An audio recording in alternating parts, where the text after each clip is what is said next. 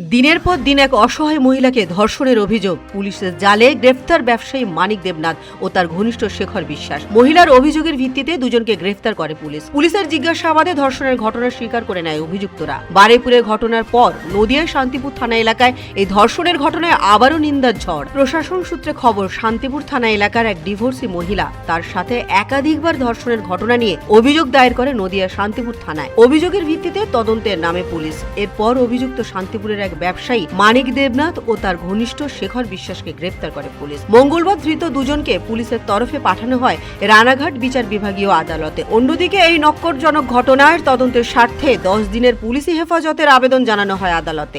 অভিযোগ, শান্তিপুরের প্রতিষ্ঠিত ব্যবসায়ী মানিক দেবনাথ ও তার ঘনিষ্ঠ শেখর বিশ্বাস ওই মহিলাকে বিভিন্ন জায়গায় ঘর ভাড়া নিয়ে একাধিকবার ধর্ষণ করত। মূলত অভাবের তাড়নায় ওই মহিলা কাজের সন্ধানে পরিচিত হয় মানিক দেবনাথের ঘনিষ্ঠ শেখর বিশ্বাসের সঙ্গে। তার সুবাদেই ব্যবসায়ী মানিক দেবনাথের কারখানায় ওই মহিলা কাজ করে কিছুদিন। তারপর থেকেই ওই মহিলার সাথে চলতে থাকে এই নোংরামি। পরবর্তীতে নির্মমতা আর সহ্য করতে না পেরে শান্তিপুর থানার দ্বারস্থ হন ওই মহিলা। আর নির্যাতিতার অভিযোগের ভিত্তিতে পুলিশ গ্রেপ্তার করে অভিযুক্তদের। জানা যায়, শান্তিপুরের প্রভাবশালী ব্যবসায়ী হিসেবে পরিচিত এই মানিক দেবনাথ কিন্তু সাদা পোশাক ও ভালো মানুষের মুখোশের আড়ালে তার মধ্যে লুকিয়েছিল এক নরখাদকের পরিচয়। এবার ওই দুই ধর্ষকের বিরুদ্ধে কড়া পদক্ষেপ নিতে চলেছে শান্তিপুর থানার পুলিশ। ব্যুরো রিপোর্ট, পূবের কলম ডিজিটাল।